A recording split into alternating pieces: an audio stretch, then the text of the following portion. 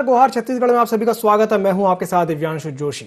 Baghel brand की काट आखिर कौन? आज इसी सवाल को लेकर के हम चर्चा करेंगे, क्योंकि छत्तीसगढ़ में विधानसभा चुनाव की रणभेरी जैसे जैसे नजदीक आ रही है, वैसे वैसे सियासी पार्टियों की तैयारियां तेज होती जा रही हैं। विशेषकर सत्ता पक्ष और विपक्षी दल बीजेपी हर हाल में मिशन 2023 को फतह करना चाहती है। भाजपा में बदलाव के बाद अब जमीनी कसावट की कवायद की जा रही है। चुनाव से पहले आरएसएस प्रमुख मोहन भागवत भी छत्तीसगढ़ के दौरे पर हैं। मोहन भागवत के इस दौरे के भी कई मायने निकाले जा रहे हैं। यही नहीं, भाजपा के राष्ट्रीय अध्यक्ष जेपी नड्डा भी 9 सितंबर को छत्तीसगढ़ के दौरे पर पहुंचने वाले हैं। इन सबके बीच भाजपा अभी तक अपने चुनावी चेहरे को सामने लेकर के नहीं आई है। ऐसे में एक बड़ा सवाल ये उठता है कि बिना चेहरे के ब्रांड बघेल से सत्ता वापस लेकर मिशन 2023 फतह करना क्या भाजपा के लिए आसान होगा? तो वहीं कांग्रेस मिशन 23 की जीत को लेकर अभी से पूरी तरह से आशान्वित है। कांग्रेस का कहना है कि भाजपा कुछ भी कर ले, कांग्रेस को हरा पाना असंभव है, क्योंकि छत्तीसगढ़ में सीएम भूपेश बघेल एक बड़ा ब्रांड बन चुके हैं। तो ब्रांड बघेल की काट आखिर कौन है, आज इसी विषय पर हम चर्चा करेंगे।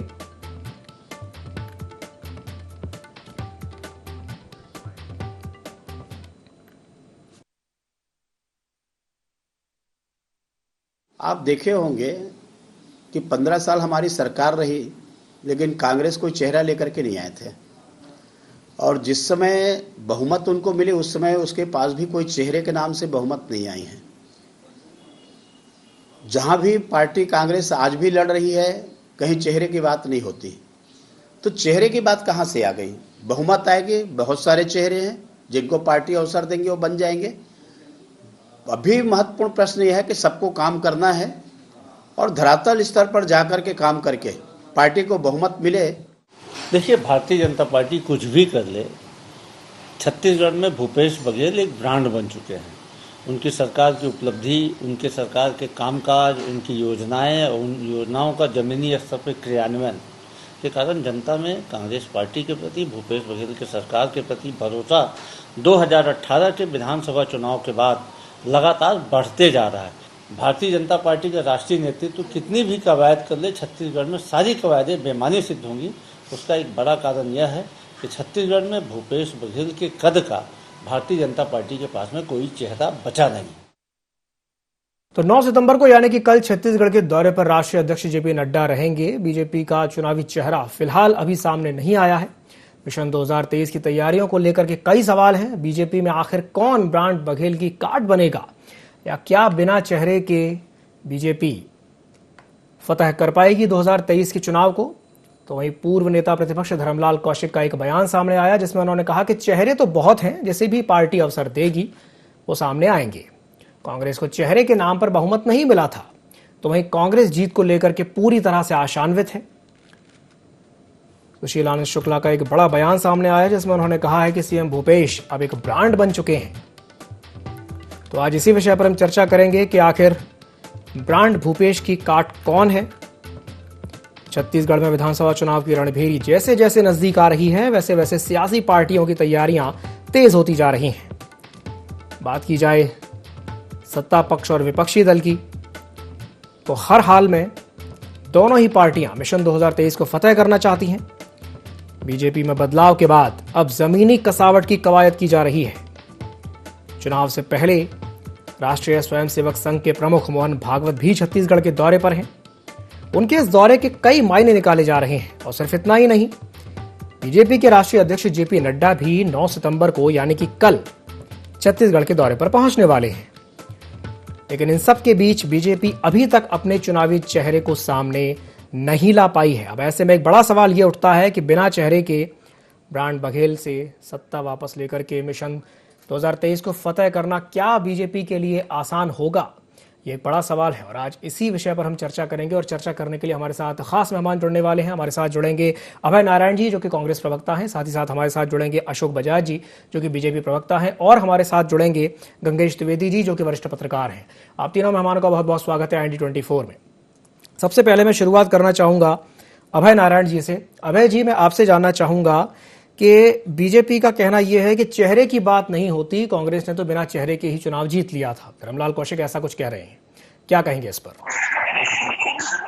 धर्मलाल कौशिक जी को अभी कुछ दिन पहले अग्निवीर बनाया गया, अग्निपथ और अग्निवीर योजना जो भारतीय जनता पार्टी की सरकार ने लाई है कि 4 साल में मिलिट्री से आप रिटायर हो जाएंगे, तो नेता प्रतिपक्ष के पद से उनको रिटायर कर दिया गया। तो एक भूतपूर्व सैनिक, एक अग्निवीर सैनिक और क्या बयान देंगे। धर्मलाल कौशिक जी प्रदेश के अध्यक्ष थे। 2018 में जिस तरह से भूपेश बघेल ने अध्यक्ष रहते हुए कमान संभाली और 15 साल की सरकार के खिलाफ, उनकी कमीशनखोरी के खिलाफ, उनके भ्रष्टाचार के खिलाफ, उनके तमाम जन विरोधी नीतियों के खिलाफ जिस तरह से संगठन को खड़ा किया और जनता के बीच अपनी छवि बनाई। आज जो नारा है ना, भूपेश है तो भरोसा है, आज जो नारा है कि छत्तीसगढ़ मॉडल भूपेश मॉडल बन चुका है, वो उस 5 साल के अध्यक्ष रहते हुए उनके कार्यकाल को, उनके काम को देखते हुए नारा बना है। और मुख्यमंत्री बनने के बाद भी वो उसी तरह काम कर रहे हैं कि संगठन का एक मुखिया काम करता है। सरकार का मुखिया और संगठन का मुखिया संयुक्त रूप से दिखने का जो क्षमता भूपेश बघेल के अंदर है, उनकी कोई काट नहीं है।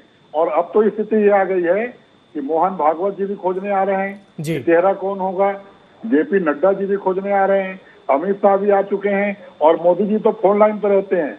इनके ईडी, आईटी और तमाम प्रकार के लोग भी यहाँ आकर लोगों को हरासमेंट करने का काम जो कर रहे हैं, सरकार के खिलाफ षड्यंत्र रचने का जो काम कर रहे हैं। लेकिन इनको आज भी भूपेश बघेल जी का जो कि ब्रांड बन चुके हैं, भूपेश बघेल जी मॉडल बन चुके हैं और छत्तीसगढ़ मॉडल जिसकी चर्चा प्रधानमंत्री उत्तर प्रदेश के चुनाव सभाओं में किया करते थे, योगी ने उस ब्रांड को लागू करना भी चालू कर दिया है। गोबर खरीदी और गौमूत्र खरीदी की योजनाएं वहां चालू होने वाली हैं। तो भारतीय जनता पार्टी के पास न तो मुद्दा है, न तो चेहरा है।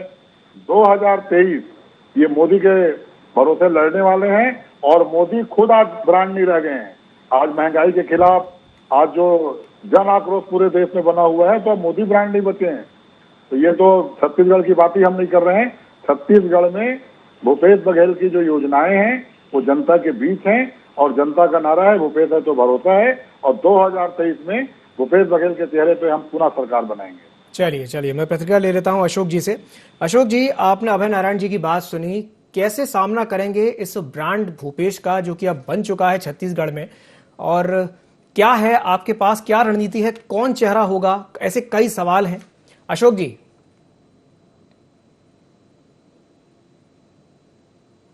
अभी तो ये है कि छत्तीसगढ़ में हम जीत हासिल करें। बूथ स्तर के कार्यकर्ताओं को सक्रिय करने के लिए हमारे राष्ट्रीय अध्यक्ष माननीय जेपी नड्डा जी आ रहे हैं जी, और सीधे संवाद करेंगे। ये ऐसे राष्ट्रीय अध्यक्ष हैं जो निचले स्तर के कार्यकर्ताओं को भी इतना महत्व देते हैं। भारतीय जनता पार्टी में जमीनी कार्यकर्ताओं का कितना महत्व है, उनके इस दौरे से प्रतिपादित हो रहा है। और चेहरे की जहां तक सवाल है, जब चुनाव हो जाएंगे उसके बाद चेहरा आपको दिख जाएगा, पार्टी तय करेगी, हाईकमान तय करेगा, उसके लिए अलग एक। तो अशोक जी, आप ये कहना चाहते हैं कि चुनाव होने के बाद चेहरा तय किया जाएगा, आप ऐसा कहना चाहते हैं? चेहरे की बात तो होनी, ये तो ऊपर वाले तय करेंगे, संसदीय बोर्ड और हाईकमान जो है हमारा आला कमान होता है जी, उनके बीच की बात है। ये हम लोगों का मामला नहीं है, हमारे स्तर का मामला नहीं है जी। और ये चुनाव के बाद पूर्ण बहुमत मिलने के बाद फिर ये पार्टी तय करेगी। उसके लिए कुछ अलग प्रक्रिया होती है, विधायक दल की बैठक होती है, विधायक दल की पसंद सुनी जाती है, मानी जाती है, उसके बाद फिर उसको मान्य किया जाता है। ये प्रक्रिया है और इस प्रक्रिया के अंतर्गत हो जाएगा। जहां तक सवाल ये भूपेश बघेल को ब्रांड बोल रहे हैं, ये कौन से ब्रांड है भैया? कांग्रेस के चुनाव जिताऊ ब्रांड कहाँ से हो गए? ये उत्तर प्रदेश में 397 सीटों में इनकी जमानत जब्त हुई कांग्रेस की, जहां ये डेरा जमाए हुए थे और कई सालों से यहाँ के इनके चुने हुए लोग उत्तर प्रदेश में डेरा जमा के बैठे थे। वहां पर कमान संभाले थे प्रियंका गांधी के साथ। वहां पर हालत ये हो गई कि इतने प्रत्याशियों की जमानत जब्त हो गई। असम में, पश्चिम बंगाल में, जहां जहां भी गए हैं कांग्रेस का बंटाढार ही हुआ है। तो किस ब्रांड की ये बात कर रहे हैं जी? अब मेरे को तो यही समझ नहीं आ रहा है। ये कोई चुनाव जिताऊ चेहरा कांग्रेस का नहीं है। और यहाँ छत्तीसगढ़ का जहां तक सवाल है जी, कांग्रेस का ग्राफ तेजी से गिरा है, इनकी सारी योजनाएं विफल हो रही हैं।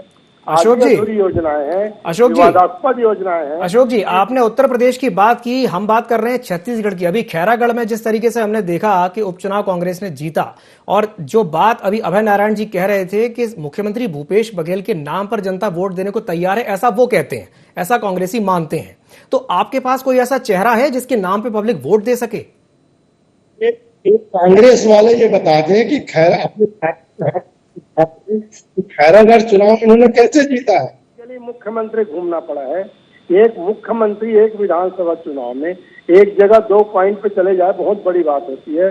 किस प्रकार से वहाँ लोगों को गुमराह किया गया, ये भी सबको मालूम है।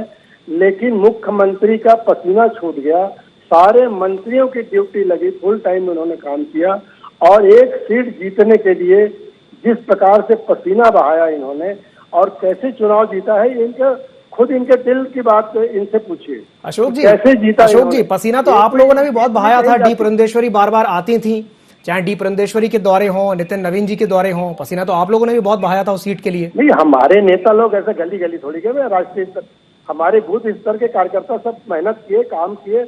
परिणाम आपने देखा कि किस प्रकार से इनको जिस हिसाब से मुख्यमंत्री जी गली गली घूमे हैं, एक 2-2, 3-3, 5-5 किलोमीटर में हेलीकॉप्टर इन्होंने उतारा है, उस हिसाब से इनको 70,000-75,000 वोट से जीतना था, लेकिन सिमट गए। ये खुद उसकी उस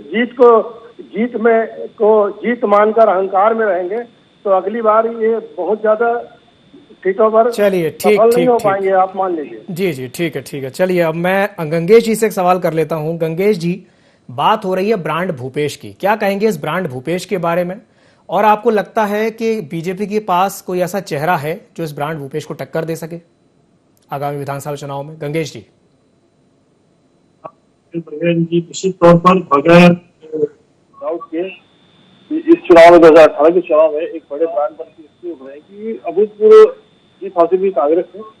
इतनी सीटों में छत्तीसगढ़ के पिछले 2000 में छत्तीसगढ़ का राज्य का निर्माण हुआ है, उसके बाद से ये पहली सबसे बड़ी जीत थी भाजपा कांग्रेस को देखा जाए तो 68 सीटों पे विजय हुई थी कांग्रेस की, और इसका 2 और उपचुनाव, उनमें 2 सीट और आ गया, 70 सीट आज कांग्रेस के पास। तो इस तरह से भूपेश यहाँ के नेता, एक बड़े नेता के रूप में उभरे हैं, पिछड़ा वर्ग से संबंधित हैं, और उन्होंने जो पॉलिसीज लागू की है, गरवा घुड़वाबाड़ी के बाद के साथ अभी जो गौमूत्र खरीदने की किसान न्याय योजना, ये सब योजनाओं के, ये सारी योजनाएं ग्रामीण क्षेत्र को केंद्रित करती थे, और छत्तीसगढ़ का बड़ा वर्ग, करीब 75% जो जनता है ग्रामीण क्षेत्रों में निवास करती है।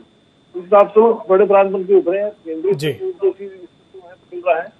और रही बात भाजपा में उनके टक्कर के ब्रांड की, तो मेरा कहना यह है कि भाजपा में भी जब शुरुआत में डॉक्टर रमन सिंह जब 15 साल पहले प्रदेश अध्यक्ष बन के तो भी सांसद थे, और उसमें बहुत मतलब एक बड़ा नाम नहीं थे वो, लेकिन उनके नेतृत्व में जब चुनाव जीती भाजपा, योगी जी की हार हुई और भाजपा बनी, उसके बाद 15 साल में रमन सिंह ने भी अपने एक बड़े ब्रांड के रूप में डेवलप किए थे। लेकिन पिछली हार से वो उनके छवि को बड़ा धक्का लगा, लेकिन ऐसा नहीं भाजपा ने उनको नकार दिया है।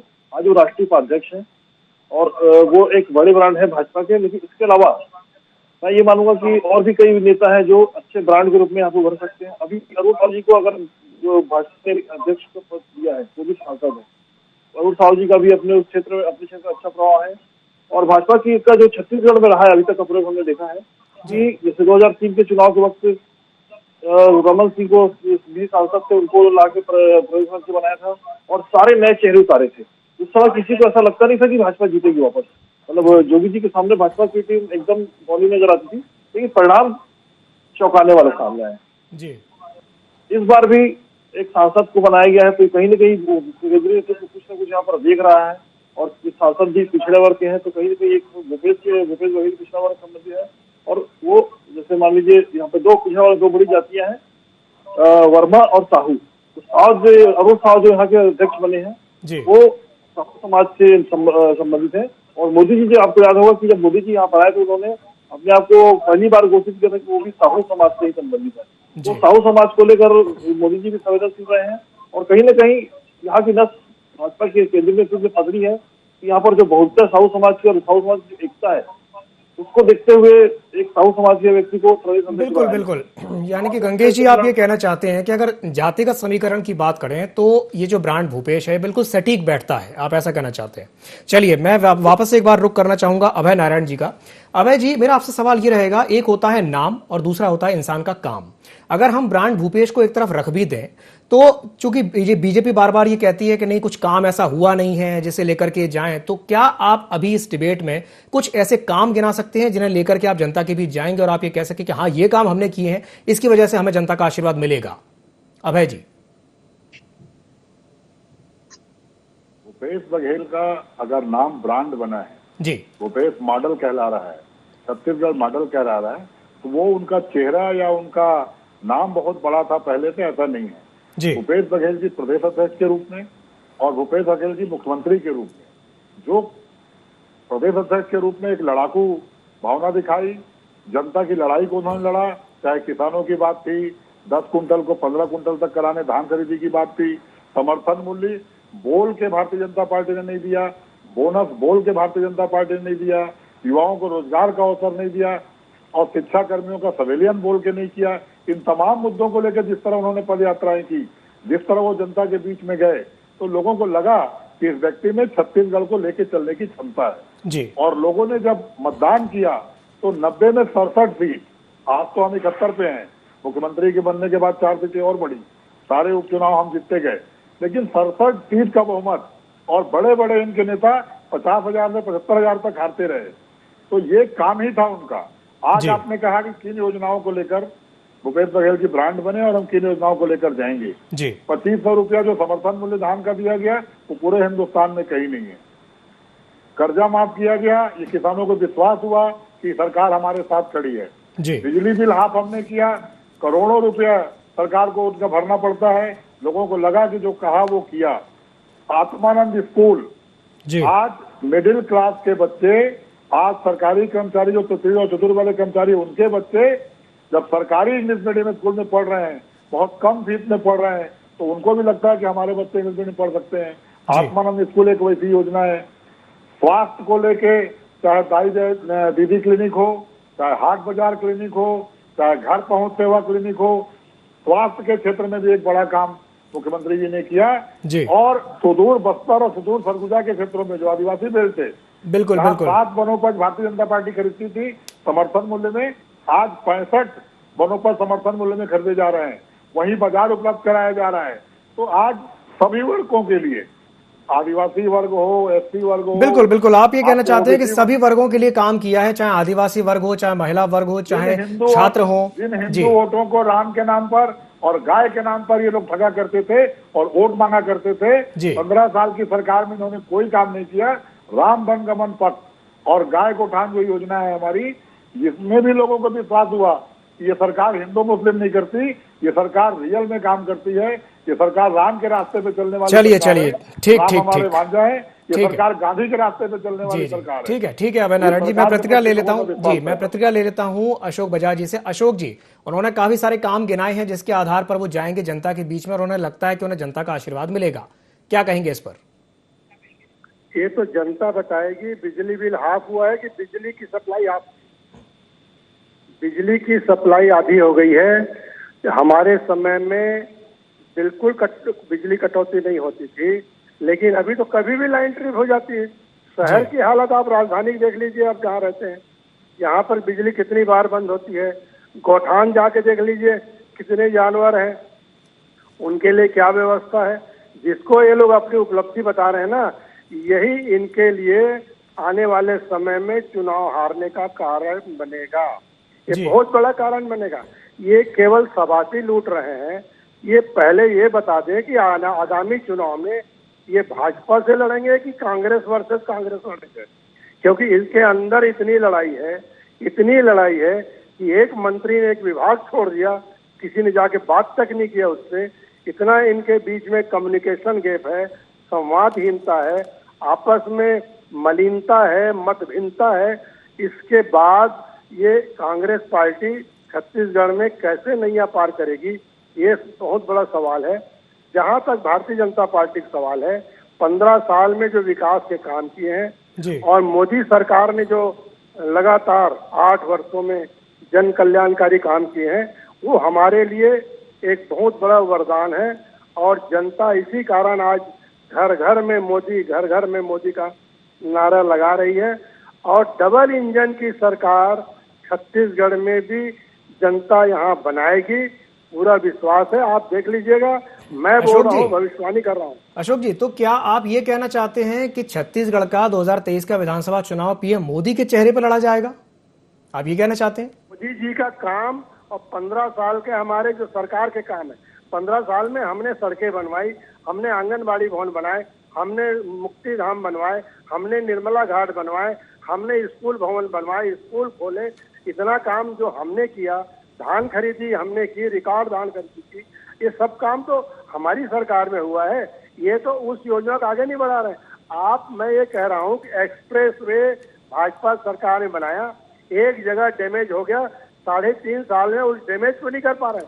अशोक जी, सरकार ऐसी मिशनरी इनके अशोक जी, आपने मेरे सवाल का जवाब नहीं दिया। मेरा सवाल आपसे ये नहीं था, मेरा सवाल आपसे ये था कि पीएम मोदी के चेहरे के दम पर चुनाव लड़ेंगे आप छत्तीसगढ़ में?